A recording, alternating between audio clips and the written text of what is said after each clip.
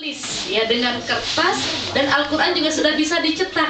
Walaupun pada awal-awalnya Rasulullah menerima wahyu, saat itu memang bangsa Arab belum mengenal kertas, jadi masih ditulis di pepohonan, di tulang belulang ya, di bebatuan. Tapi ketika Umar menjadi khalifah ya, itu sudah ketika Abu Bakar menjadi khalifah, sudah sudah ada inisiatif dari Umar bin Khattab untuk mengumpulkan Al-Quran yang disebut Dewan Al-Quran ya. Al-Quran sudah mulai dicatat ya, dikumpulkan, dan cara pengumpulannya juga luar biasa Bapak Ibu. Tidak sekedar, ayo kamu pernah mendengar ya Nabi Muhammad membacakan ayat ini, langsung tulis, tidak ya. Jadi kalau misalnya Bu Nur mendengar Nabi membacakan Al-Quran, membacakan wahyu, terus tanya sahabat yang lain, kamu dengar seperti itu juga? Gitu. Ya, ditanya yang lain, kamu dengar seperti itu juga?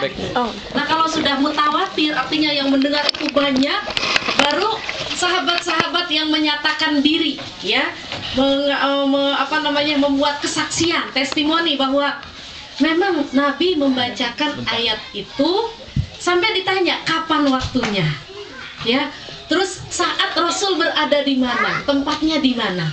Nah, kalau sudah misalnya, iya, kami semua mendengar Nabi membacakan wahyu ini pada saat kami sedang berkumpul di sini, waktunya jam sekian, mereka suruh sholat sunnah dulu. Suruh sholat sunnah dulu. Sudah sholat sunnah semua, disumpah. Disumpah bahwa mereka betul-betul ya mendengarkan ayat itu, dan mereka berani untuk mendapatkan laknat kalau tidak benar yang mereka dengarkan, yang mereka ucapkan ya, baru ditulis oleh Utsman.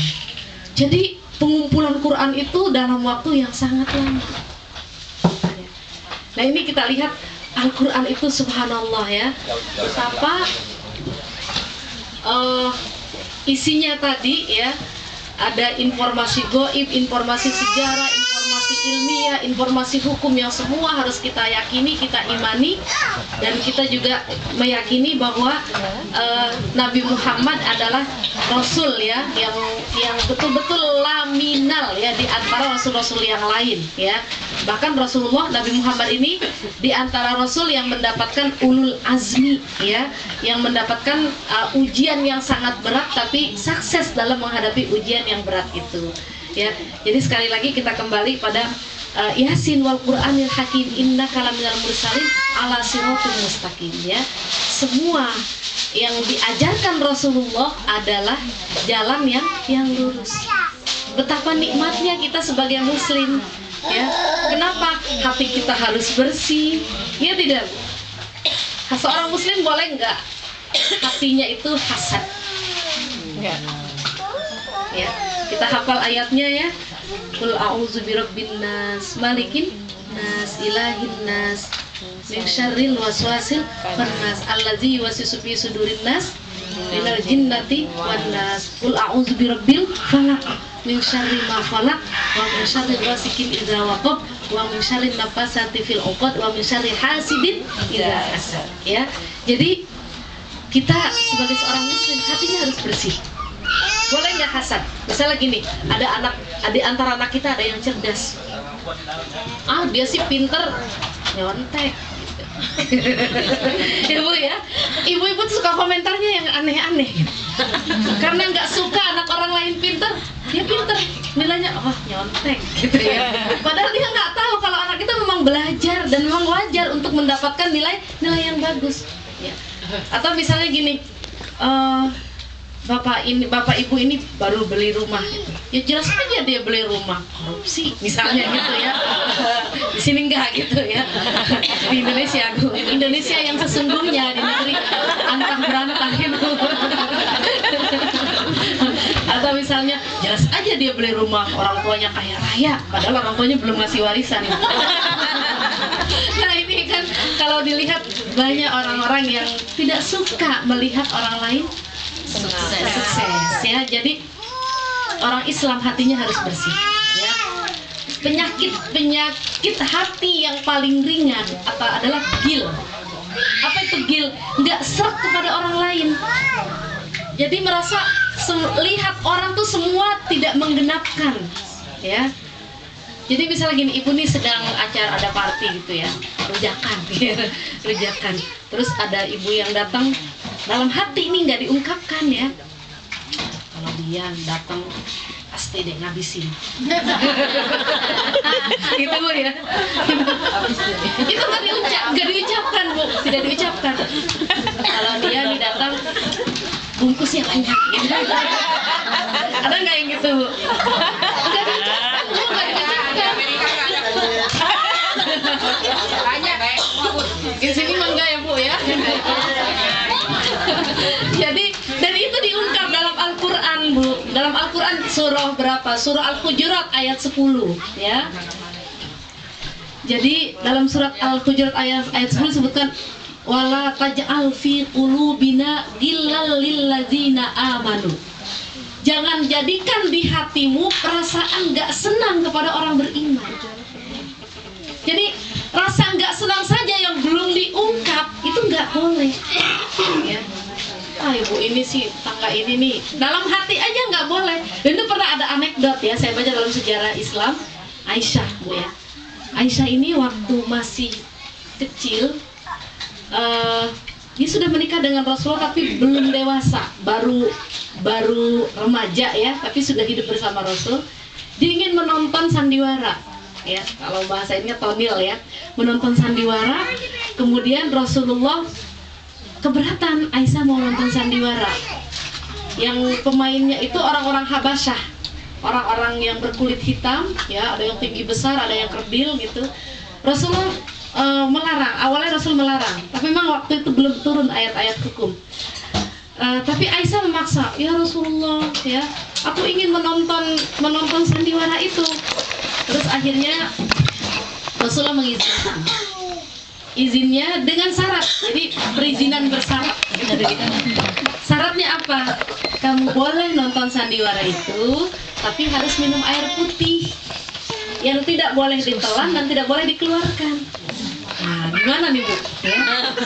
Jadi selama nonton nih mulutnya penuh air putih yang tidak dikeluarkan dan tidak boleh ditelan. Jadi ngunyah-ngunyah air aja gitu Bu. Ini syaratnya berat gitu. Akhirnya tidak ada tandingannya, tidak sama dengan yang diciptakan dengan makhluk gitu ya. Artinya itu sampai dia paham seperti itu rebutan. Nah ketika kita tanyakan kenapa Allah menciptakan ini, sama dengan kenapa sih Allah menciptakan setan gitu ya. Kenapa sih Allah menciptakan gempa dan sebagainya? Sebenarnya itu hanya untuk peringatan supaya manusia kembali, ya, kembali untuk tidak melakukan sesuatu yang bertentangan dengan hukum Allah, dengan sunnatullah gitu. Karena terjadi bencana alam itu juga kebanyakan karena ulah dari manusia itu sendiri. Ya. Makanya dalam Al-Quran kan disebut la tufsidu fil ardh, jangan merusak di muka bumi.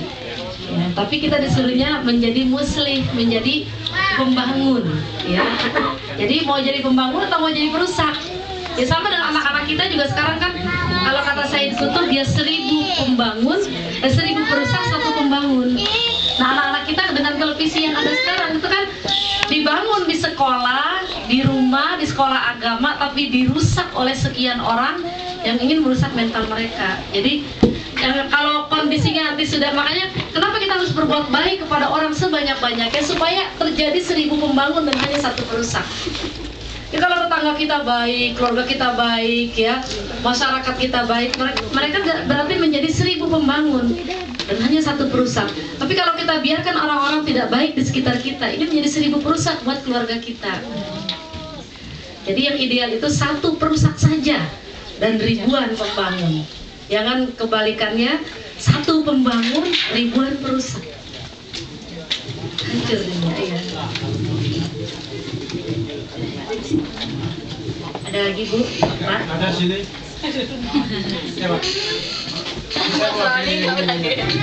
Ustazah ini kita tahu Ustazah 13 anaknya, ya kan? Masyarakat juga aktif, kemana-mana pergi. Dan kita punya anak dua aja udah repot banget gitu rasanya. Bagi-bagi waktu. Bagaimana Ustazah ngatur waktunya itu? Tanya di ibu ini Pak. Ano tadi itu kan jaga. Ya, masalah itu betul-betul satu bagi kita satu keajaiban. Ya ada Pak yang belum hafiz saya. Saya tidak memaksa anak-anak untuk menjadi hafiz, ya, tapi saya menginginkan mereka menjadi pelaku Al-Quran, pelaksana Al-Quran. Kalau dia hafiz itu lebih baik, ya. Tapi minimal dia melaksanakan Al-Quran, mau jadi apa saja terserah. Bahkan salah satu anak saya ada yang sekolahnya otomotif Pak, jadi ambilnya SMK, dia nggak mau SMK. Nggak apa-apa, dan ambilnya jurusan otomotif mekanik, nggak apa-apa gitu ya. Yang penting kamu nanti bisa bermanfaat di masyarakat ya. Ketika kita tanya visinya apa, mau sekolah di situ, oh iya silakan. Ketika misalnya kenapa kamu ambil fakultas ekonomi, aku ingin berkontribusi untuk menghadapi krismon di Indonesia, oh udah punya visi, silakan. Yang penting dimanapun mereka berada ya, yang penting mereka sholat ya, baca Al-Quran, dan mereka menjadi pelaku Al-Quran ya. Kalau pembagian waktu ya, kita yang terutama hubungan kita dengan Allah ya Pak ya. Insya Allah ketika hubungan dengan Allah kita terus pelihara, maka hubungan dengan anak dan suami serta orang-orang terdekat di rumah juga terpelihara. Biasanya konsep kita dengan orang lain, manakala hubungan kita dengan Allah tidak baik. Kalau misalnya kita meninggalkan qiyamul lail semalam saja, itu bisa membuat perilaku kita di hari itu ada hal-hal yang tidak menyenangkan orang lain. Saya pernah bertemu dengan seorang ulama dari Kuwait, ya. Anaknya 7 hafal Quran, dan rata-rata kalau anak saya kan belum hafal Quran semua ya, dia 7 hafal Quran dan rata-rata di sekolahnya ranking 1. Saya tanya, Syekh, namanya Syekh Nadir Nuri, Syekh gimana caranya? Dia bilang, pertama saya dikasih hadiah oleh mertua saya, seorang istri yang baik. Jadi istri yang baik bagi dia itu sebuah hadiah dari mertuanya. Kedua, setelah saya menikah selama 16 tahun tidak pernah bolong qiyamul lail. 16 tahun sekali pun tidak pernah saya bolong tahajud. Sekalipun saya berada di mana saja, saya selalu tahajud. Dan siapa yang membantu saya untuk tahajud? Mertua saya. Mertuanya itu dia di Malaysia, di Indonesia, datang kemana saja, pas waktu setempat waktunya qiyamul lail itu membangunkan via telepon ya.